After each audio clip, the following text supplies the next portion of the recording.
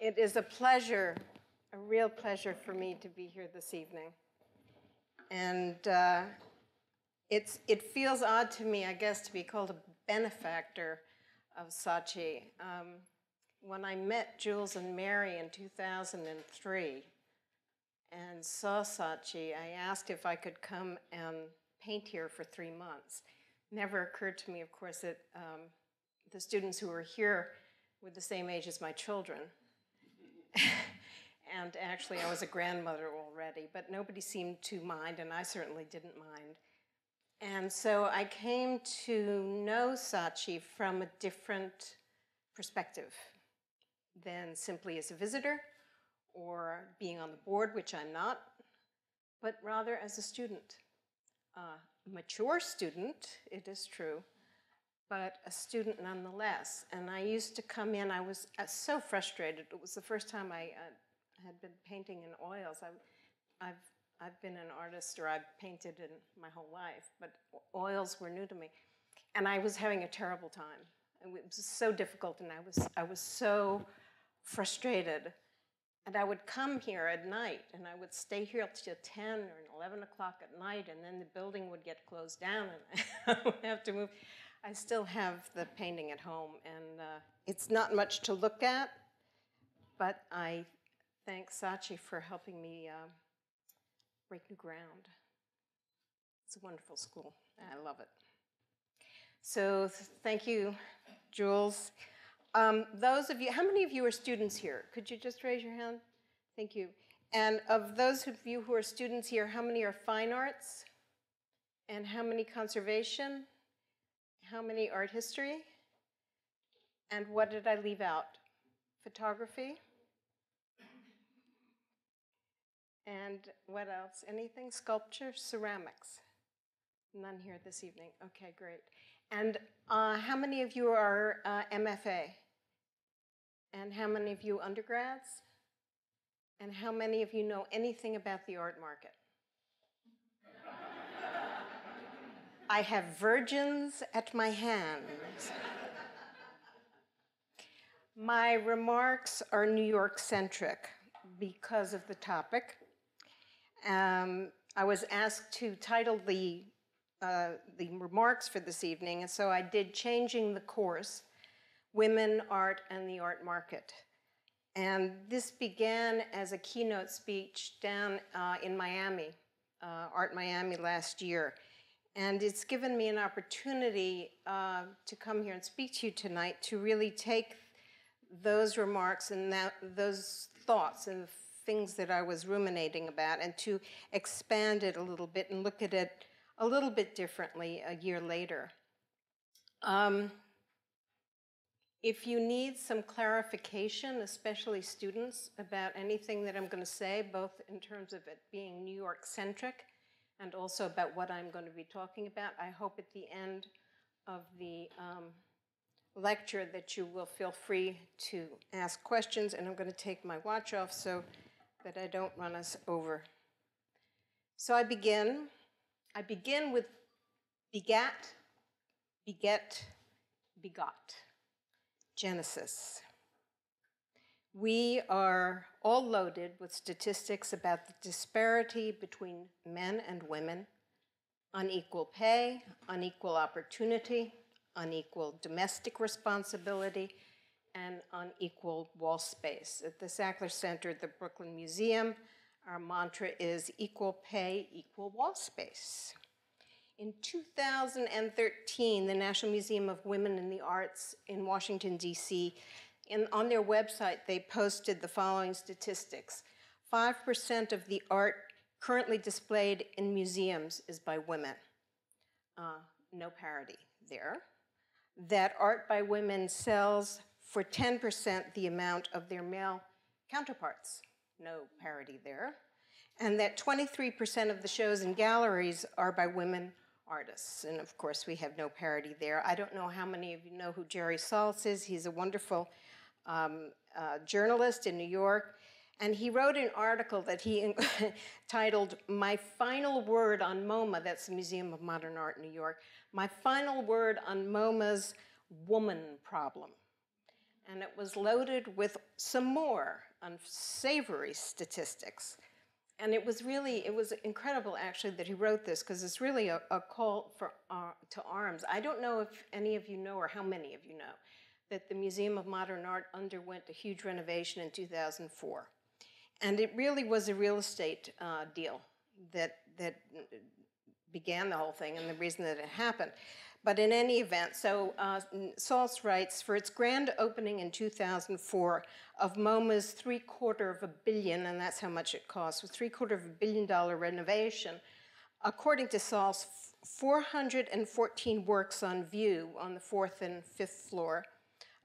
20 were by women artists, and that's about 5%. 2 years later, in 2006, there were 19 works of art by women, and in 2007, there were 14 works of art by women. So he wrote, today, by my count, there are 367 works of art on view. This is now 4 years later, on view on those floors, and 29 of them are by women, and that's just short of 8%, slightly less terrible, and still unforgivable. He wrote, and this is what I loved, that Jerry Saltz wrote this, actually. He says, MoMA doesn't want to cheat the audience who have paid $25 at admissions.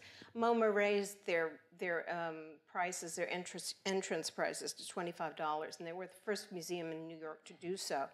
And instead of everybody else boycotting and saying, no, we're going to keep our prices, all the museums went up. So it's become a little bit of a problem in the city for many people and for communities around the city.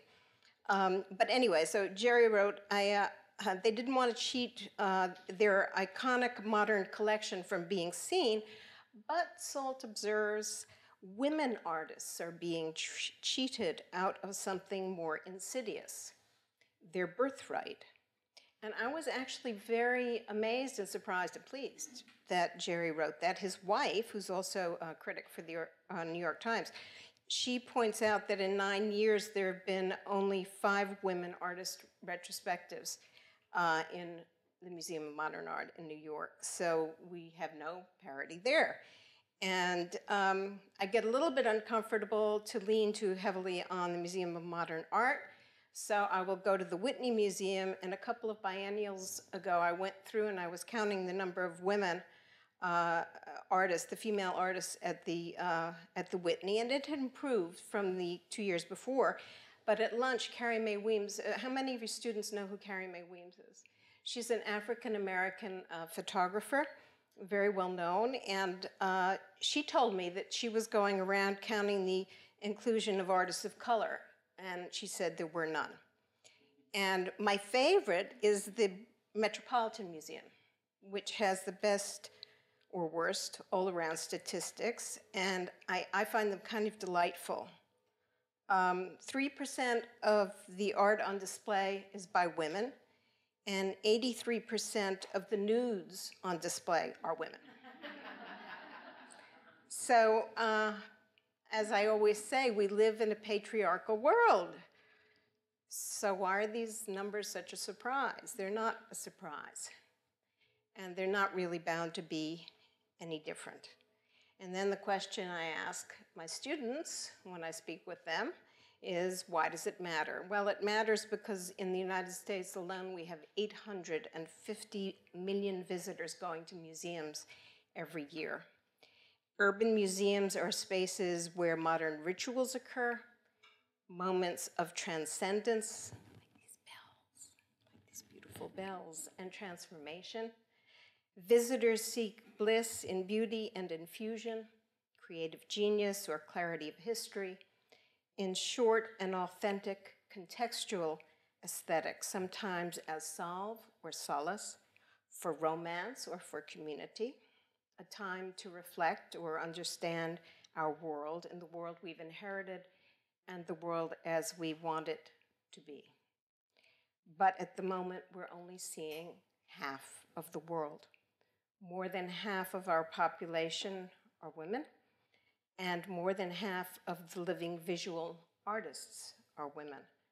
And clearly this is not represented in our halls of institutions or museums. So I go on to my next thought, follow the money, which for those of you who remember it is a quote from All the President's Men. The art market has become an art industry. It's big business, it's big bucks. In 2013, a Francis Bacon triptych broke all auction records, many of you might remember, selling for $142 million.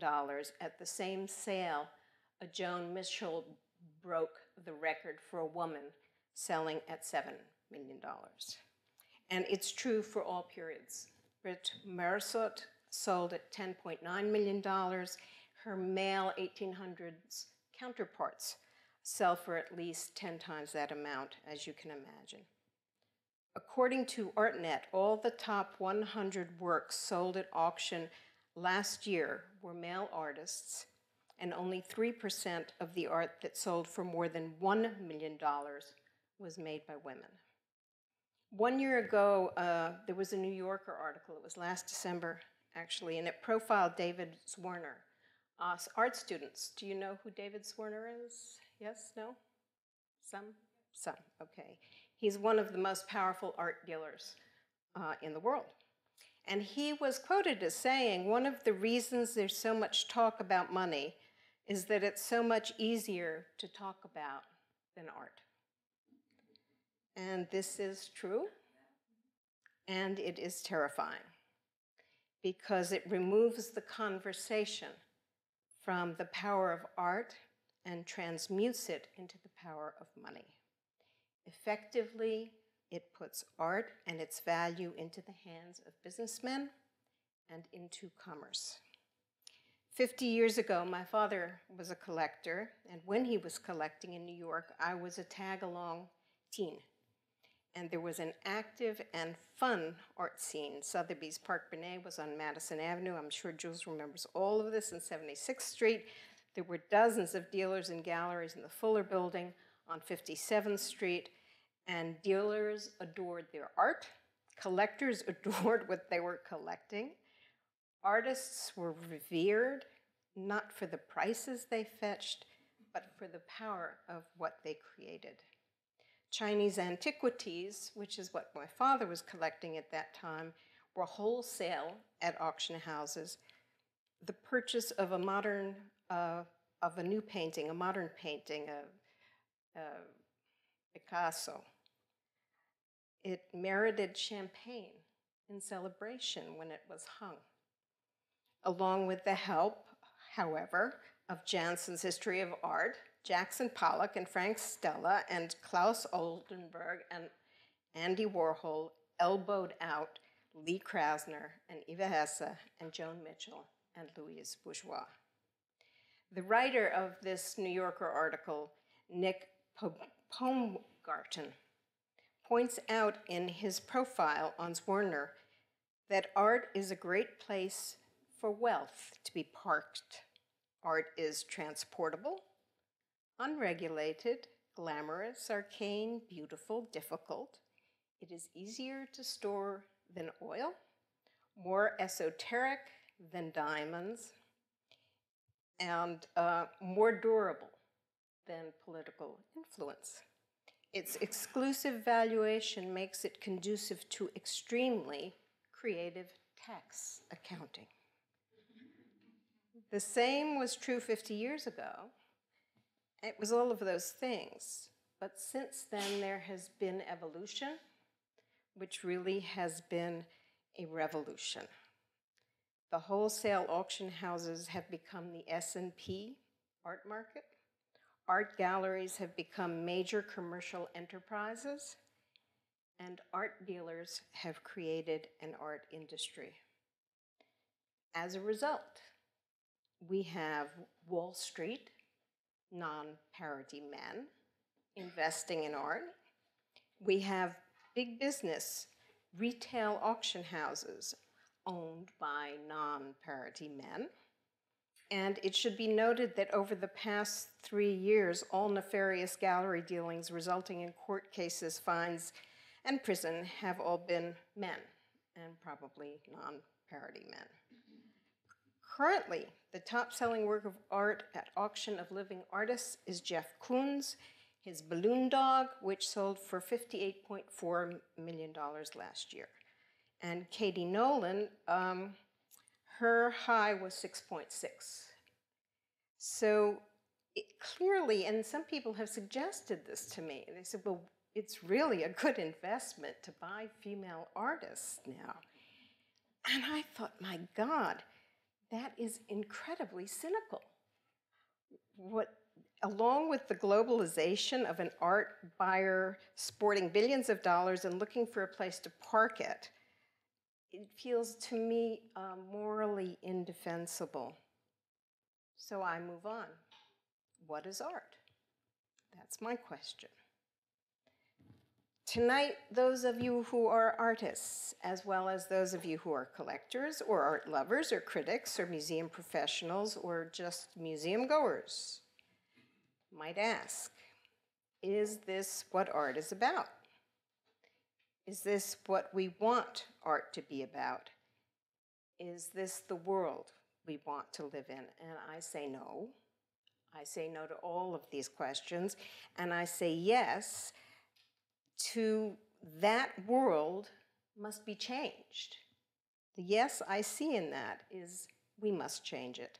I don't believe it's sustainable. I've been argued with by art dealers who say it is sustainable. There's going to be a continual influx of money. I don't believe it's sustainable. It is inequitable. There's no argument by anybody there. I think it's irrelevant, actually. And the worst part of it is that I think it is destructive in the short and the long run to creativity. I think it is destructive to human instinct. And I think it is destructive to cultural patrimony, or as I prefer to say, universal matrimony. For female artists who crave acceptance into the world of art industry, which is how, by the way, this paper began, was I was asked by women artists to come and speak, do a keynote about how they could get into the art market. To have a slice of the pie, if that's your interest, I suggest that you stop, since it's truly unavailable to you, and to consider and to reflect, and is this why you make art?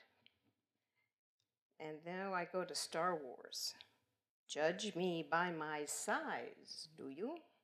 That's Yoda, in case you're of a different generation. The men have built their Colosseum, and women are not invited, nor can we compete. Women do not have the material weapons.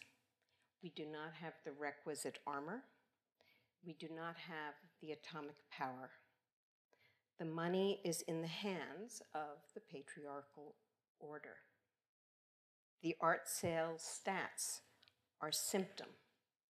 And fighting for more money really is just a Band-Aid, because the disease we fight is fundamental disrespect for women and the misguided notion that women's thoughts, observations, and creative output are beside the point, unnecessary, and puny.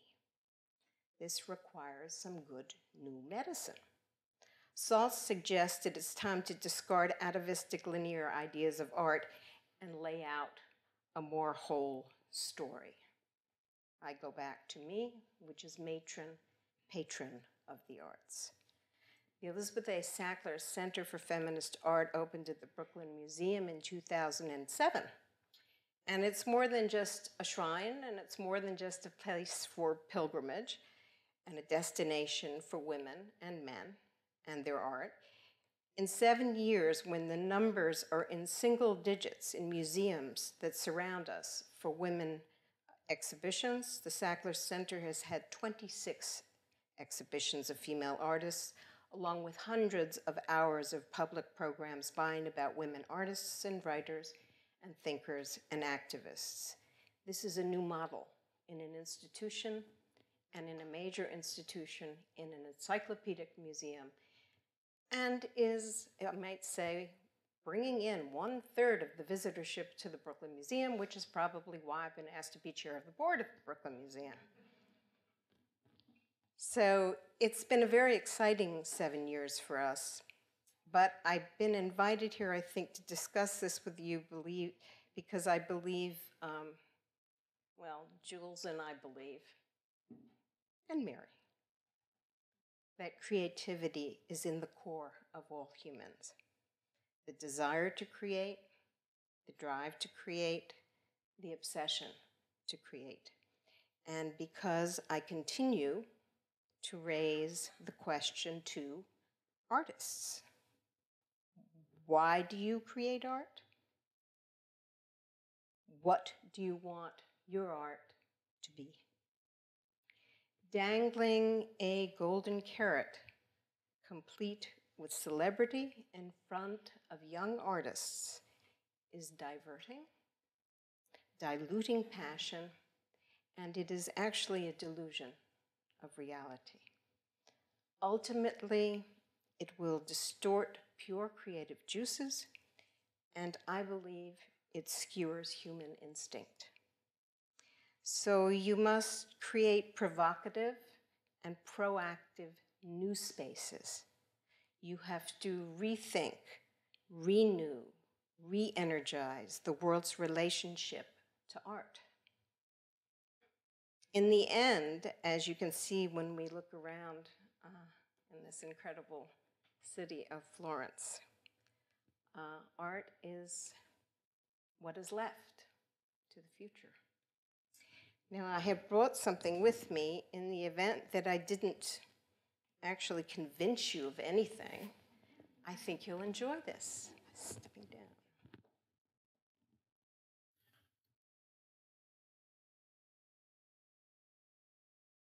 This I was told actually by people at Christies, because I know the people at Christies very well, that this weighs 8 pounds. And what it is the catalog for the post-war contemporary art sale that took place last night. There are 82 artists total who were on the block last night. Their art anyway. They should have been on the block. This, in the old days, would have been 40 pages. This is 3.5 inches and 8 pounds of wonderful marketing.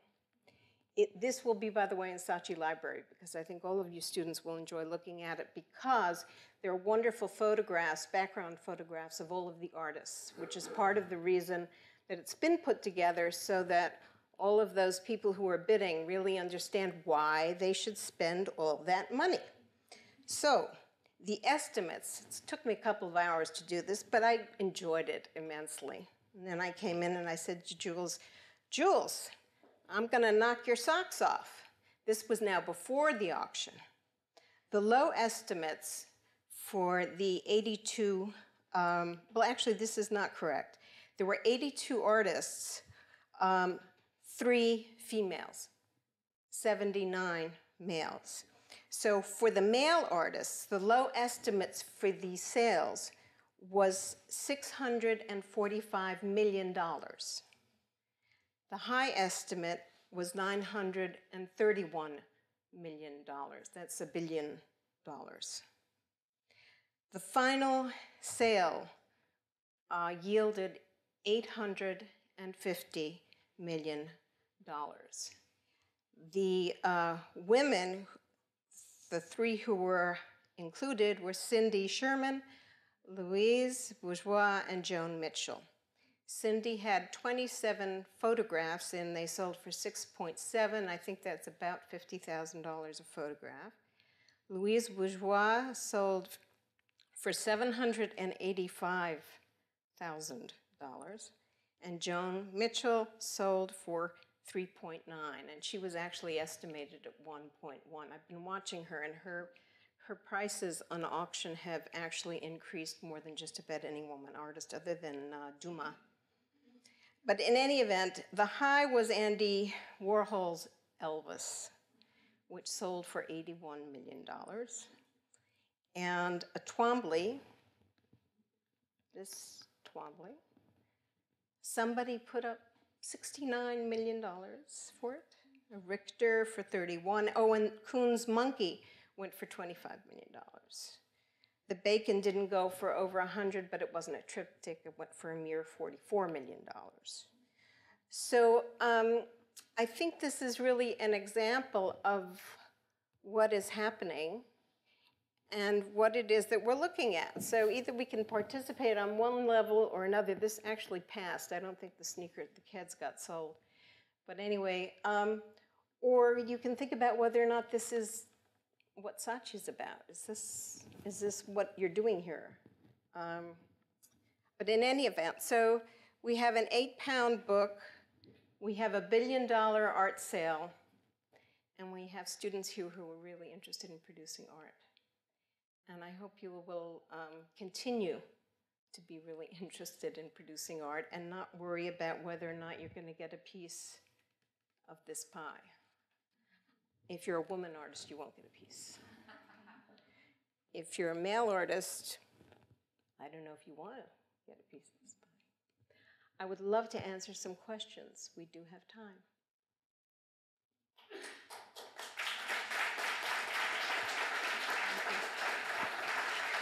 Thank you all very much.